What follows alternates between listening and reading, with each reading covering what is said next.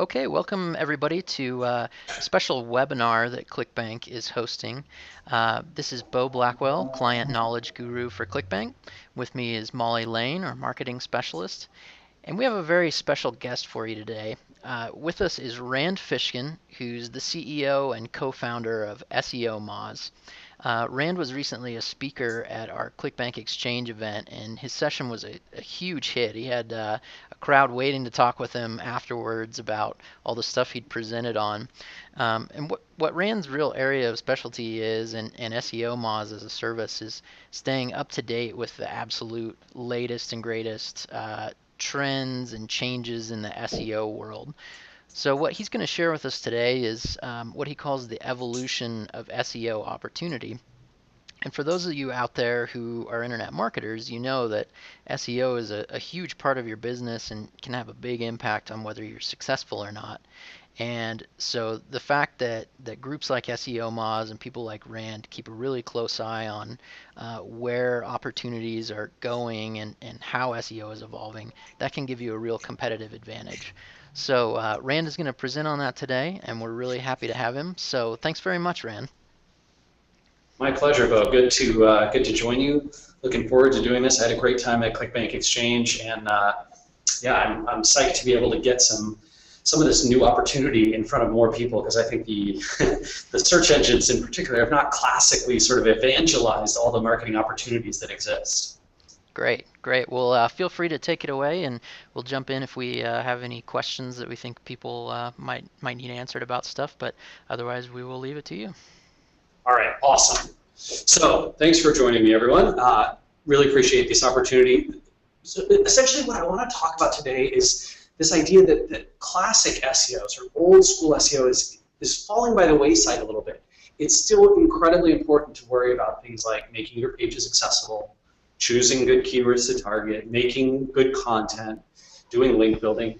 But these sort of pillars of the past SEO practices, best practices, don't encapsulate all of the opportunities that exist in the modern world. And that's where I want to go with this presentation. So some of this might be a little bit advanced, but I really don't want to go over anyone's heads, and so I'm going to try and make it as accessible as possible. First off, as Beau knows, and the ClickBank folks know, I'm not very self-promotional. I don't like to do that, but just in case you're wondering, we don't offer any consulting at SEOMoz. We do have some great software. We have almost 14,000 paid subscribers and almost 250,000 people using our tools, free tools every month. So there's lots of free tools, lots of free resources on Moz. And from what I hear, lots of ClickBank folks, particularly those who are more advanced, are actually using the SEOMoz platform, which is totally awesome. Thrilled to have you. So I want to challenge a notion that I hear a lot when I go down to Silicon Valley. And I'm sure if you are in the sort of tech meme, tech crunch, hacker news worlds, you hear this a bunch too, that, oh, search is kind of over, right? The era of search is ending. Really? Is that true? Or is that complete baloney fabricated by a self-interested press? I'll leave it up to you to decide.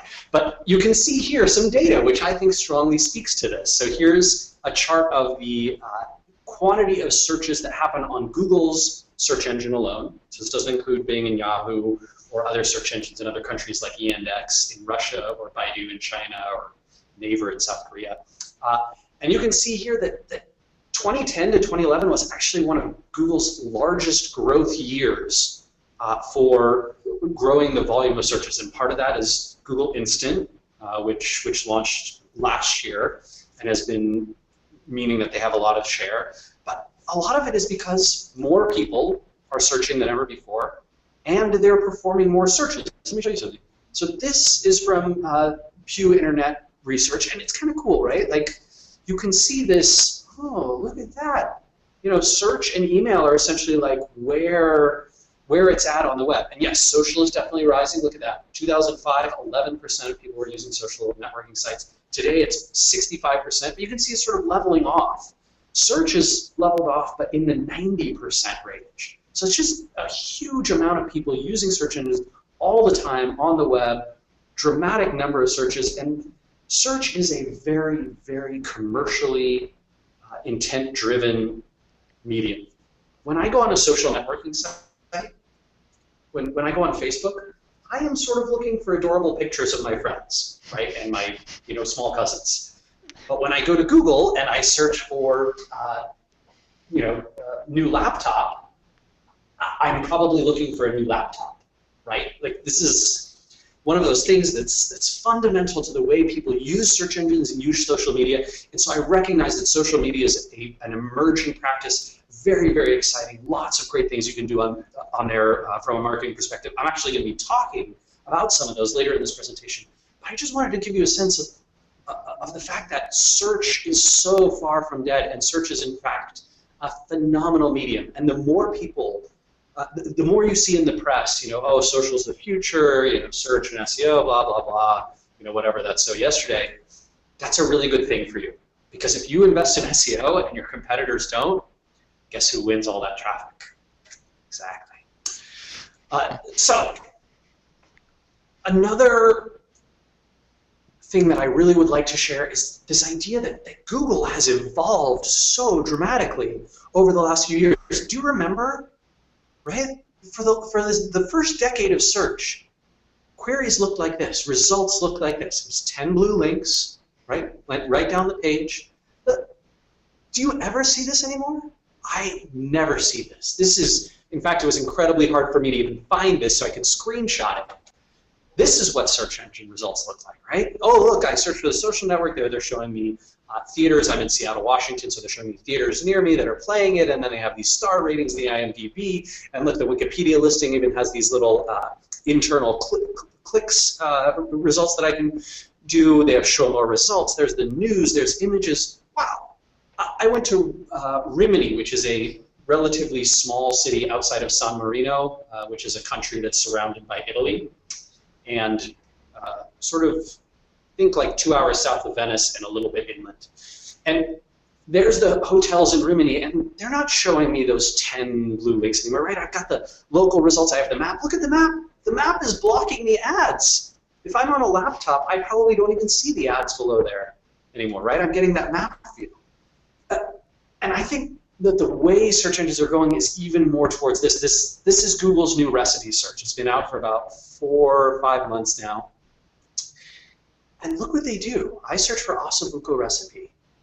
You see, they know my location, and then they give me ingredient choices, cook time, calories, more tools that I can play with, so that they're letting me narrow down my results so that I can say, oh, I really want, I don't know why I would want this, but a white wine-based ossobuco. I think ossobuco is supposed to be with red wine. I don't know why you would phrase it with white wine. It sounds crazy to me. Maybe, I don't know. But in any case, Google offers lots of weird things. But I also, one of my favorite things, is there really an ossobuco recipe that's less than 100 calories?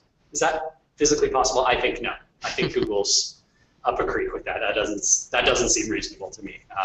It's one bite. Yeah, one bite of ossobuco. And so you get this sense like Google is moving from this to these far, far richer results. And there's ways to be included in these results that doesn't follow the pattern of classic SEO. And so that's one of the things that I really want to talk about. So we're going to talk today a little bit about local and maps results, how to get included in these types of results, the image results, video results. I'm going to spend a little bit of time on videos because I think video SEO is just incredibly exciting. Rich snippets, how to get included in that program. Some of the social annotations in the search results. You can see Google strongly implementing and integrating +1, which is their social network. And I think that this makes it so valuable for people to be participating in social from an SEO perspective. And I realize you might at this point be kind of freaking out like, Rand, this is a lot of things that I have to suddenly do. These are a lot of responsibilities. How am I going to get included in all these places? Do I really need to be responsible for this? And what I want to say is, don't panic. It's going to be okay. I'm going to show you some options, and based on what you know from doing searches in your field, from looking at the keywords you care about, from looking at your searcher audience, you are going to get a sense of, you know what, is this tactic one I should pursue? Maybe video is not right for you. Maybe local isn't right for you. But maybe rich snippets is great. Maybe social sharing is an awesome opportunity. Whatever the the tactics that are right for you are, you'll be able to invest in them and you'll have the knowledge and background to do it. And when you take on new projects or new challenges, or you see those new opportunities arising, you can get the framework from some of the information that I'm going to present. So let's start with local and maps results. So you see this, these types of results, the places for dim sum restaurant, and these Maps results or Google Places or Google Local, they change the name every few months depending on who's in charge of the that particular side of the service. I think right now it's Marissa Meyer, and she changed it to Google Places is, I believe, the latest name. The algorithm that powers Google Places and that puts, for example, in this example, Golden Unicorn Restaurant above Jingfong, above Dim Sum Go-Go, above Vegetarian Dim Sum House, as opposed to what's powering the Wikipedia entry or the gonyc.about.com, those are different metrics. So it's much less link-based and much more citation-based. Biggest requirement is you really need to add your business registration. And this requires that Google will send you something in the mail, you will plug in the little, I think it's 8-digit code that you get in the mail from them. They can also verify via phone now. So if you have a business phone number and you can have someone answer it, it's weird because it'll be Google's automated call system to dial in. So make sure you have someone who's staffing it after you register that way. And then what's really interesting is that they use this citation-based algorithm, right? So in classic SEO, you're used to sort of the guy with the most links or the best links or the most anchor text rich links from a diverse set of domains that are white hat links that seem to be editorial endorsements and aren't manipulative. Those are the guys that rank first, right? But in places, in local, in maps, kind of not the story, right? So what I'm looking at here is this Jingfong restaurant, right? So when Google sees Jingfong restaurant anywhere on the web, they see it in a directory, in the Yellow Pages listings, in all their data sources that they pull from, and they use localese and a number of other directories, Yelp, City Search, for restaurants, Urban Spoon, and Zagat, which they ended up buying just a couple weeks ago, I think now. So when they see Jingfong restaurant, they look, oh, 20 Elizabeth Street, New York, New York, there's the zip code, that's the phone number. Is it a dim sum restaurant, a Chinese restaurant? When they see inconsistencies, essentially Jingfong restaurant mentions on the web that don't include that address, that use a different address, a different phone number, a different zip code, different categories, they don't assign the value that they would to consistent citations. And that's why it is really smart to do something like a search like this. So you see this search I've got here, Jingfong restaurant, in quotes, -20, minus Elizabeth, minus Street. That's me saying, hey, Google, show me mentions of Jingfong restaurant that don't have the correct address or that don't include an address. You can see their homepage doesn't include it. That'd probably be a smart place. And the Urban Spoon listing is a different city, Wilmington, Claymont. I assume Wilmington, Delaware. So maybe that one's fine. But I might want to check down that list and make sure that all of them match. Oh, and I apologize, the annotation at the bottom is not quite relevant. It used to be the case that if you wanted to find, if you wanted to do great citation research, you just go to all these listings, right? So if I'm a new Chinese restaurant or a new dim sum restaurant in New York and I want to rank here, I'd go look at Golden Unicorn's listing and Jingfong Restaurant's listing and Dim Sum Go-Go's listing, and I try and find all of their citations. And Google used to show these. You can see here, sorry, the image is a little bit blurry, but this is taken from someone who screenshotted this previously, and you could go to that place page and see a listing of this. And Yelp and several other people, City Search, formed a lawsuit and threatened to sue Google if they didn't pull those results out of the place's listings, and so they did, which makes it much harder to discover where is Google finding all this information. But luckily, you can do searches like this that include their restaurant name and their address and find all the places where they're listed to get in there. Another thing that's weird about local search is that Google does use reviews, right? So you see those star ratings. For example, here, this Keen's Steakhouse in St. 85, right, has 4.5 stars, it looks like. Lisa right outside my place. I'm giving away too many SEO secrets. Google's Must be come for Google. you. Yeah, they're coming for me. So they use these results, but it's actually weird. The quantity of results matters much more than the quality. Isn't that weird? But you see this all the time. Here, take a look. I think this example actually shows it. So do you see how Golden Unicorn, which is the #1 ranking there, has 3.5 stars? But they have 100 reviews. They have the most reviews on the page, even though their star rating is lower than the next 3 results. Quantity of reviews matters more than quality. So if you want to get included in Google Local, getting lots of people to review you, having lots of popularity, is a great thing. And by the way, this resource at the bottom here, David Mims' Local Search Ranking Factors, provides you with tons of detailed information about exactly what the local results entail and how to get listed. Rand, before you go on, I wanted to just ask a quick question about a term that you've used several times, and for somebody who's not as familiar with especially local SEO, what exactly is the definition of a citation? It's kind of funny. So in the local SEO world, we kind of use citation to mean anywhere on the web that mentions a business listing. So think like the Yellow Pages has, whatever it is, Keen's Steakhouse, and they have the address and they have the phone number and maybe they have a website listing, right? And Google essentially uses these references or these listings, citations of businesses around the web as a way to judge which sites and pages are important.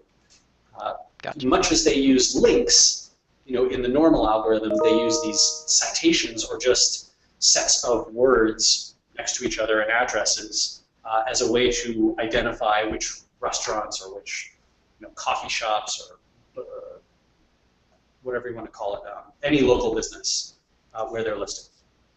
And Rand, what if, one more question, what if you don't have a local, or you don't have like a physical address? What if you just have a P.O. box and maybe you work from your basement or something and have a P.O. box? Can you get listed through Google Local that way as well? You cannot. You must have a physical address, and a P.O. box is not acceptable for Google. So, it's a little frustrating for folks who are sort of like, boy, I don't want to divulge my location, or I'm working from home, and so I don't want to list my home business. You need to do something. You could do, there's lots of opportunities now with like shared office space. So, you can rent a cubicle for $100 a month at a shared office space, and Google's totally fine with that. You can use suite numbers or apartment numbers, whatever. But they are not okay with P.O. boxes, unfortunately. Okay. I think that's just because they really want physical businesses to be listed there. Moving on. So you got local, nailed it in the bag. Every time someone searches for something in your city, you're coming up #1, of course, after only listening to me for 7 minutes. Amazing. You are such fast learners. But I want to talk about some video XML sitemaps too, because the video results are awesome.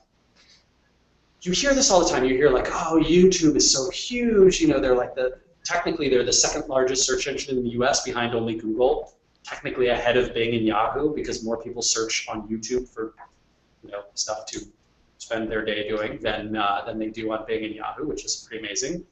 But YouTube by itself only gets 26% of the market share of videos that are watched on the web, which is stunning, right? I mean, get out of town. You're telling me that, and look at this, video sites number 2 through 25. So this is like, Vimeo and Dailymotion and Spike TV and Funny or Die, all these other video sites, MTV, get only 22% of the market. The majority of the market, in fact, the lion's share, goes to the long tail, goes to tons, hundreds of thousands of websites that have a couple videos on them and where most of the video watching activity is going down. And this is 2009 data. I bet it's even smaller today. I bet YouTube's share and the top video site share is even smaller, and more sites are winning that long tail battle. And what this says to me is people are not only willing to watch video on other sites, but they really appreciate it. They enjoy it. Having video as content can be a great, great thing. So Google offers this new thing. Do you see these results? So there's the techchunks.com, ecreativim.com. Oh, and then look, SEOmoz.org, and then YouTube. Wait a second. Right? Which one of these is going to get a click? Do you think the #1 ranking site here is going to get the normal number of clicks that it usually would if there weren't video snippets on results 3 and 4? No way. In fact, we have seen, we were ranking for a while with a couple keywords, a couple keyword phrases, where we ranked #1 and #2 with normal text results, and #3 with a video result in Google. What we saw, what we observed on those keywords was that the #3 result, the one with the video snippet, got a higher number of visits than #1 or #2. Oh my God, yeah, I mean, that's pretty amazing. What that's telling me is I don't need to rank #1 to get more traffic than #1 position. If I can rank in those top few results and have a video snippet, I might be winning anyway. Now, granted, it'd still be nice to be #1 and have the video result, but still, #3 and getting more clicks than #1, that is a huge, huge win.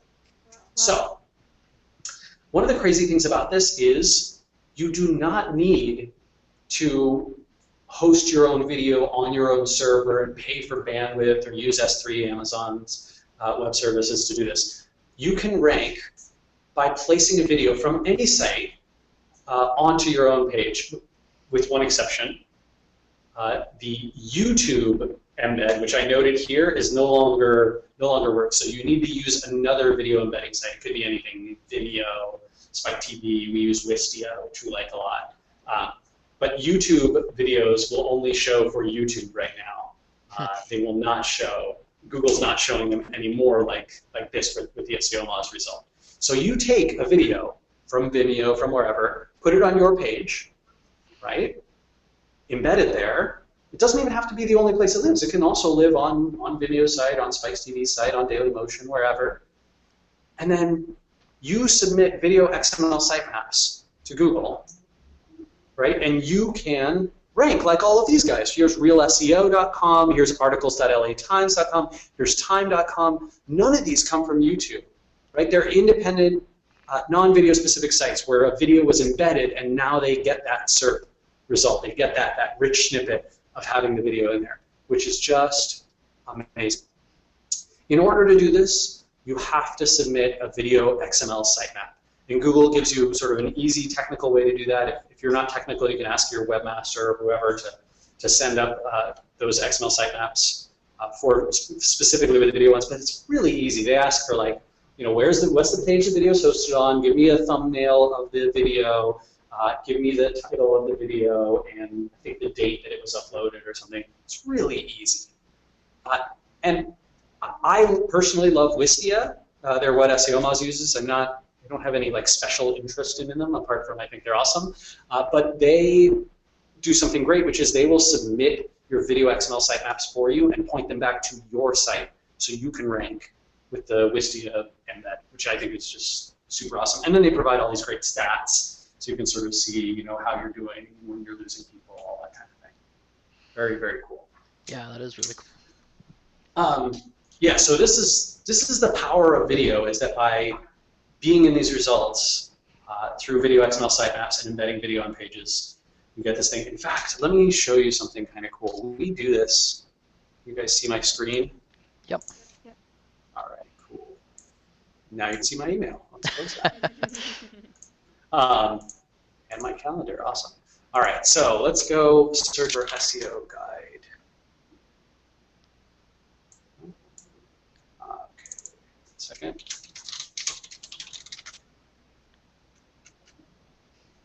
Oops.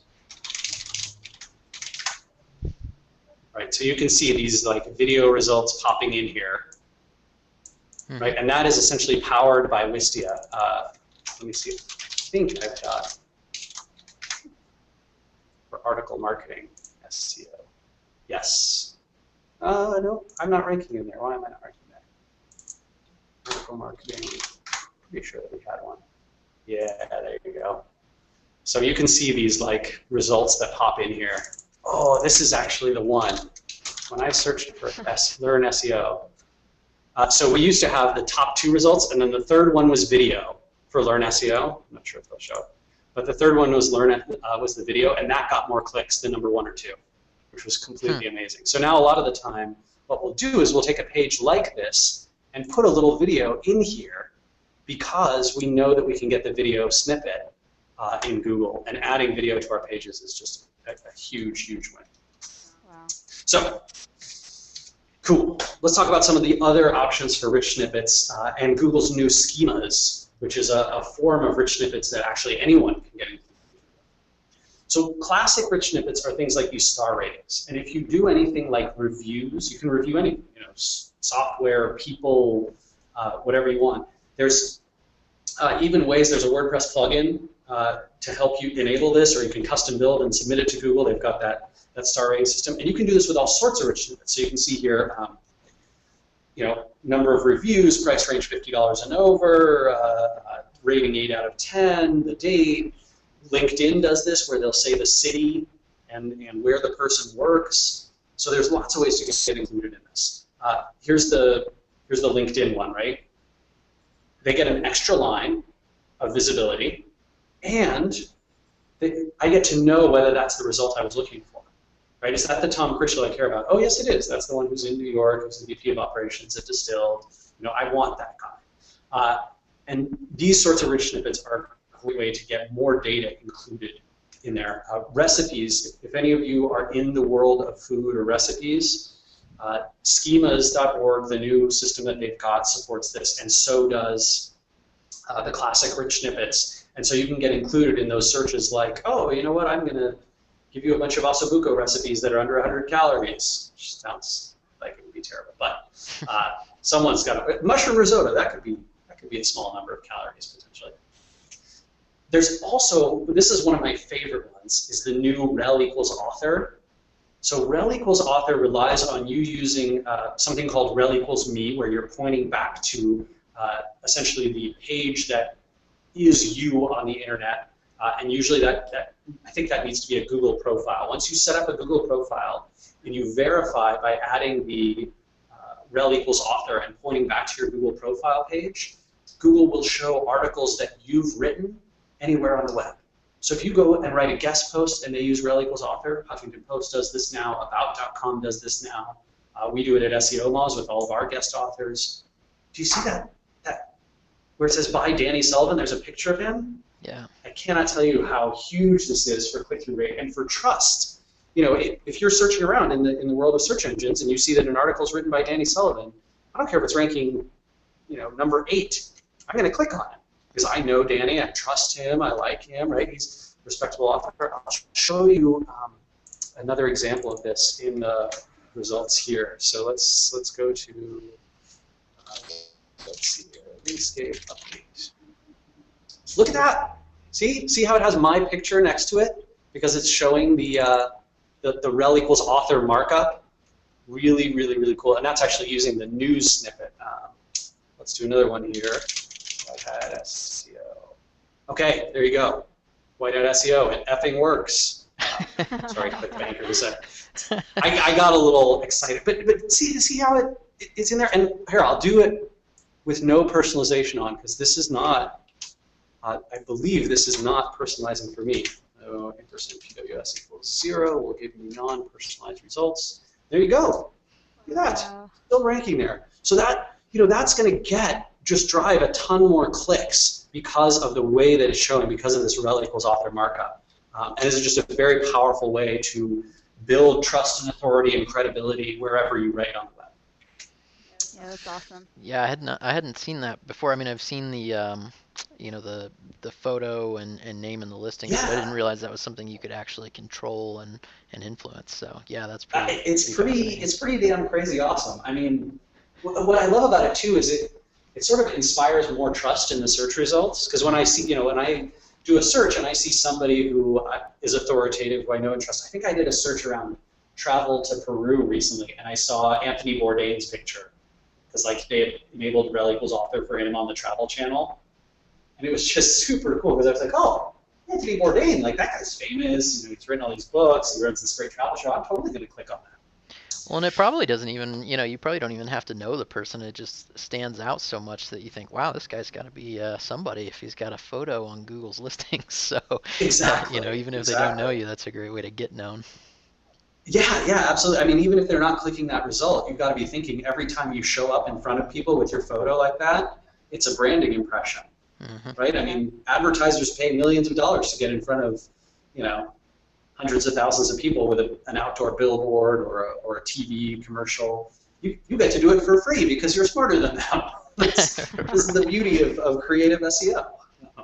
Very cool. So, and along these very lines, I want to talk a little bit about the social annotations and social ranking boosts too. So this is kind of interesting. It's essentially Google saying, you know what, we are going to use your social connections to improve the results that you see when you search with us. So here's an example. This is just a social search. I've done a search for SEO. And you can see it's things that I shared, things that people I'm connected to shared. There's Joost de Valk and Michael Gray, Barry Schwartz, and my brother Evan, right? So this is the social tool. You can see it over there. But Google does this normally in just the regular results sometimes too. I'm sure you've done searches like this. I happen to be in Salt Lake City when I did this one. And there's my wife showing up for Italy Market, right?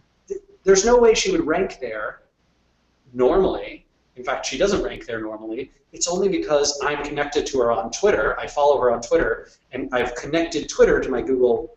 Google's connected me to my Twitter account because I'm logged in. And so they know, oh, he follows Geraldine. We'll show him this instead. I bet that'll make him happy. And this is the power of the social connection, where they will plug in all these different, socially boosted results. And I did do some tests to see what would happen here. So I searched logged out and logged in for the same thing, Google Panda Farmer, which is the Panda/Farmer update. And look at this, right? Those two results, Search Engine Land and Word Tracker, are bumping up and ranking higher when I have social turned on, right? Because Chris Bennett and Andy Mindel, who I'm connected to, I think on Facebook, are actually finding those. And those annotations are social proof as well, right? I'm going to be more likely to click on something that someone that I follow has shared. So I was kind of a little weirded out because Google says, oh, we don't use Facebook. We haven't agreed to the Open Graph licensing. Blah, blah. And I thought to myself, wait a second. I looked at my Google connected accounts, right, for this account, and I saw, okay, Kalina Jordan shared that Google social search, and I'm connected to her on Facebook, right? So when you hover on the name, Google shows you how you connected. But I'm like, well, wait a second. I haven't connected my Facebook profile to Google. How does Google have any idea that Kalina and I are connected on Facebook? But if you go and look at your connected accounts page, which is kind of a hard to find page inside Google service, but you can find it. It'll show you direct connections from links through Google profiles or connected accounts. And there you go. Like, look how it does it. See, Google says, oh, well, we found you on Twitter, which links to Andrew Warner on Twitter, and Andrew Warner on Twitter links to him on Quora and Mixergy, and Andrew on Quora links to Andrew on Facebook. So that's how we know to take content that Andrew shared on Facebook and connect you to it. Is incredible, right? They're crawling network through network through network to discover sort of the social graph and put those connections together so that they can give me results like this. Totally insane. Amazing. So Google uses now Google Plus. This says 10 million. We should correct that right now. Because this number is now 25 million. Google Plus has grown to over 25 million users. In fact, it's the fastest growing social networking site ever, which is a little unfair because Google already had lots of users, obviously. Right? Facebook is huge, Twitter is huge, LinkedIn is huge, Foursquare is getting really big, StumbleUpon's big, Reddit's big. All these networks getting to scale means that there's a ton of diversity out there, and that folks who participate in the right networks and can get these social annotations have tremendous power to influence their networks. When you think about what this means, right? Where things that are ranking higher or appearing on page 1 that never would have before because of social means, it means, well, yeah, you could do a bunch of link building, right? You could do a bunch of work and keyword optimization and content creation, blah, blah, blah, blah, to try and get to that first ranking position. Or you could try and find everyone in the world who's going to be searching for these topics, connect with them socially, and Google will do the rest for you, so long as you're sharing your content or someone in their network is sharing your content. If you can get your content more socially shared, you can rank better. That is a truly amazing new power of the connection between search and social. And by the way, Bing does this too. So Bing, if you're logged into Facebook, will use Facebook's entire open graph to show you things that your friends have liked and shared and mentioned on Facebook. So along these lines, I want to dive a little bit into Google Plus because I think it's so critically important, and Google is placing such a big bet here. And they've had relative success with making this network work.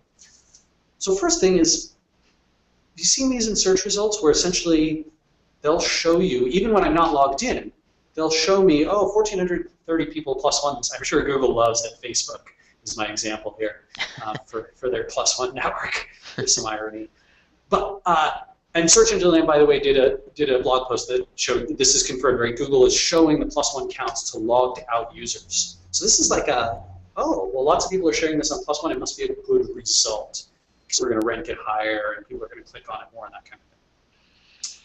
Now, I wanted to do a little, just illustration here. This is my Google Plus account where I had 9,700 people following me, and my Facebook account where I have only 1,700 people following me on Facebook. So obviously I'm in a weird world of sort of internet marketing and SEO, but man, my Google Plus account is a lot more powerful than my Facebook account. I can reach a dramatically higher number of people. And because Google Plus is a little more public, I can find and build more connections. Whereas Facebook, you really have to be friends with those people. So getting more and more connections on Facebook is more challenging. To be fair, though, Google Plus really messed up their URLs, right? Like, can you even imagine being like, oh, yeah, follow me on Facebook, I'm Rand Fishkin. Follow me on Twitter, I'm Randfish. Follow me on Google Plus, I'm 111-294-201-3325587-040-6922.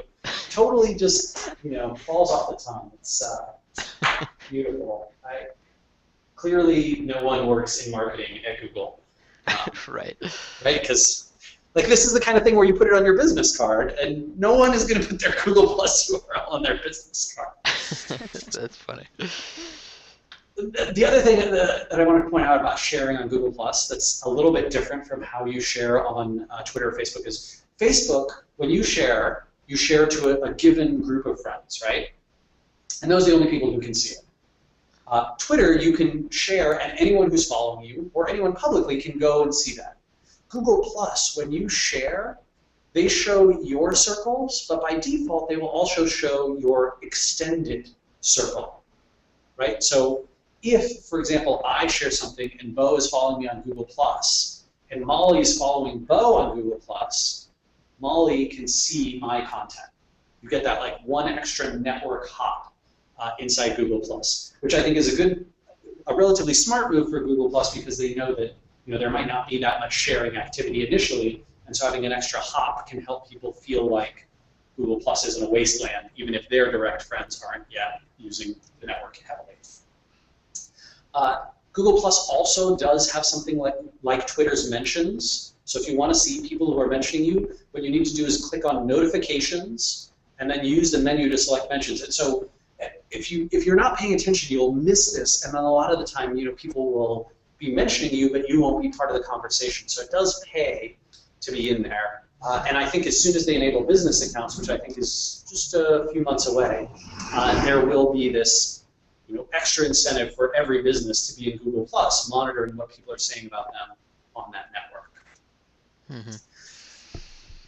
We can also kind of see, particularly the last 6 weeks or so, that Google Plus is becoming the default social connector. So really, Google is kind of trying to push plus above other things, above friend feed or Facebook or Twitter or LinkedIn, the other networks that they monitor, and Google Plus is kind of becoming the default one. So this is a really big incentive for anyone who's producing blog content or article content or just doing content in general. You might want to share that on Google Plus and see if you can't get other users who are on Plus to appreciate, enjoy, and plus one your content, because that's going to have a really nice network effect in the social graph for Google search.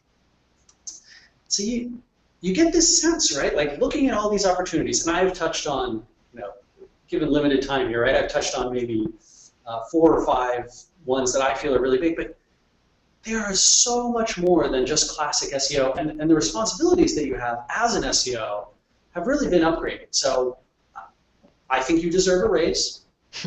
I think you should be definitely compensated more if you're doing SEO, because you have to do all these additional jobs now, right? You're responsible for analytics and rich snippet inclusion and content marketing and social media marketing and all that kind of stuff.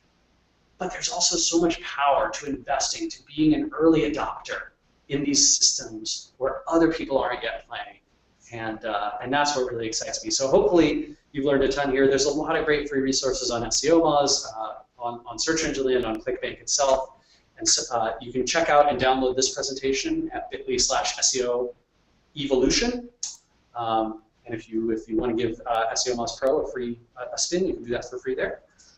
And yeah, thank you very much. I hope this has been inspirational. I hope to see many of you participating in these cool new ways of getting included in search results. Thanks very much. Well, thanks so much, Rand. I had kind of a just a general question for you, since you study this stuff so extensively. Is there any one of those areas that you really feel like is poised for kind of explosive growth, where people should really focus their efforts? Would you say it's kind of on the social annotation? If you're going to do one thing out of this, or I would say it depends a lot on who you are. So if you're a local business, if you have a local focus, getting into Google Maps and places is absolutely critically important, because they're just not showing the regular results above the fold anymore when you do a search. I mean, you don't even have to do. I can search here. Let's go to Google, and why don't I search for how about pizza? Pizza. I mean, look at that, right? I'm just not getting, these results, Domino's and Papa John's and Pizza Hut. Like, these guys are not getting the visibility. These are the guys who are getting the visibility, and I'm very likely to go to, Ray's Pizza. I'm not in New York. I don't know why they think I'm in New York. Yeah. I can search for, I think I just did this. So, Pottery Barn and Kirkland's. First off, Kirkland's is local only, right? So that is getting geo-biased because of where I am. Mm-hmm. These are all the results that I'm seeing. Like, I'm not getting the normal sort of. There is no normal results. Actually, if you really want to see normal results now, which are very rare because Google does this. Oops. You can see ampersand. So what I'm doing here is I'm going to change it so that I'm searching from Canada, but I want to see U.S. results, and those are like even then they know where I am, right? So that's like the non-geo-biased results, and it's so different to what I actually see here. So Google search is becoming so local. So if you're doing that, you've got to be doing it. If you have any opportunity to use video, it's hugely powerful to do XML sitemaps, video XML sitemaps. And if you are in a field where you think some or many customers of yours or business connections of yours might be or already are on Facebook, Twitter, Google+, that I'd be investing efforts there. And so it's not about doing one thing, I guess, Beau. It's kind of choosing the right thing depending on what you're doing.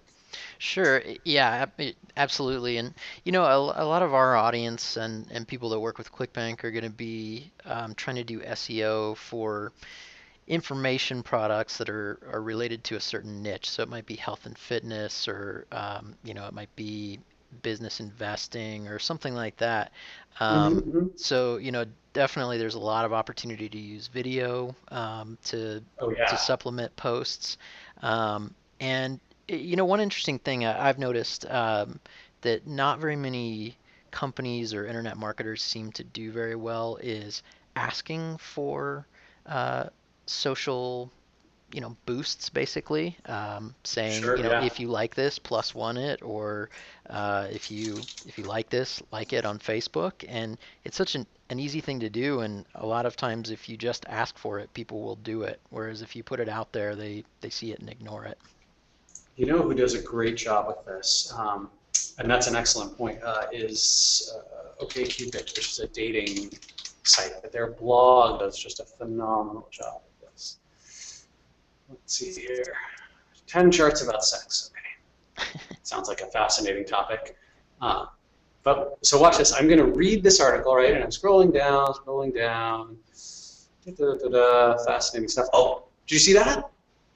See what happened? Scrolling down, and then I reach the bottom of the article, and whoop. Oh, maybe I should like this. Maybe I should tweet it. Maybe I should share this. Interesting, right? They're doing that call out right at the end. I think Neil Patel does this as well on his site. Oh, what is his site? QuickSprout, that's right. So if I go to his page and I click one of these, and then I scroll down, I think he still has it. Did some testing. Yeah. So do you see how it scrolls to appear? Right? Oh, I should subscribe. I should tweet. It's giving me that call to action, sort of visual call to action, once I've completed reading the post, which is just a great way to remind me, oh yeah, if I enjoyed this, I should share it.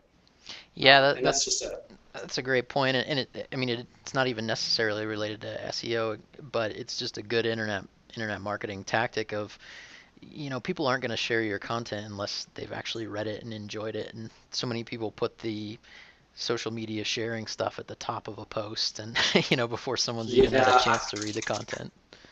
I'll show you an example of one that I don't like. I mean, I like Mashable. I think they're a very good site, but oh man, take a while to load because they have so much stuff on their site. But here's one of their articles, and look, there's all the social sharing stuff on the left. There's a bunch more social sharing stuff on the right. There's social sharing stuff in the middle. Like, they don't even want me to read the article. This is all social. Like, I can't. Look, read next. Right? They're overwhelming the content with the social sharing, and so it's almost lost in there. And so I much prefer that sort of subtle kind of, let me do this one-off at the end, when it's required. I think that's a lot more successful. And because social is so big and Google's using it so much, let's try here. So what was that? Running a consulting company? Running consulting company. Hey, look at that, right? Like, Neil is ranking very, very well with this post that he just produced. Oh, actually, let me do this too. Let me switch my account to. So this is, they haven't enabled it. SEOMoz uses Google hosted apps, and so they have not yet enabled Go Plus. But so here, this is my Plus account. Oh, look at that! There you go. Right? I search for running consulting company, and look, Tamar, who I'm connected to, how am I connected to Tamar? Google Plus has +1 Neil's article, and so there, right?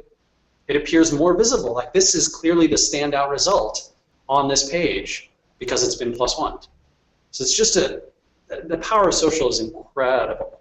Yeah, I mean, well, you look at those results, and the number 1 results from 2003, the 2 and 3 are from 2009, and then to be in the 4th spot from 6 hours ago. So, yeah, it doesn't. You don't have to have a post up for a long time for it to rank, as long as you've got those other factors in place. Yeah, and I think this is it's just a really powerful tactic overall to be able to reach, particularly, when you're talking about information products, right? So health and diet stuff. So let's see. If I search for running shoes. So I'm going to see local stuff. I'm going to see shopping stuff. I'm going to see news. I bet there's video. It's usually video. For heavy runners. There you go. So here's Lifehacker. Look at Melanie Pinola, right? Is getting the rel equals author because Lifehacker is using that, and that's the standout result. Mm-hmm. So I think this world of snippets and of changing optimizations, just making these few things super valuable. Very cool. Wow. Yeah. Well, I wanted to thank you again, Rand, for participating. This has been an awesome session, and we'd love to have you back again in the future for once things have changed, as they frequently do. But my pleasure. Yeah, thank you so much for taking the time. And yeah, I'd absolutely encourage everybody to download Rand's presentation. For one thing, I think my screen recording may have cut off some of the notes at the very bottom of the screen, and there's some really good links and things that Rand has put in there. So those are all available in the presentation. One of the things I always do is you can click on the links in any of these presentations and get to the stuff. Yeah, so definitely be sure to take advantage of that. And thanks so much for your time, Rand. One more time, could you tell people it's just at SEOmoz.org, and where can they find out about SEOmoz Pro? Probably right on our homepage. Okay. So if you go to SEOmoz.org, you will be there. And I think if you can also search for SEO, we usually rank. We're usually on the first page. Oh, there we are. Cool. Yeah, and I would encourage everybody to at least check that out or do the free trial because, it's one of those tools that a lot of the top internet marketers swear by, and it's always kept up to date. So definitely take advantage of that, and at least take the trial and see what it can tell you about getting your business ranking better in the search engines. So, thank you very much, Beau. Really appreciate you hosting me and saying nice things about us. Absolutely. Well, thanks, Rand. Take care. Take care.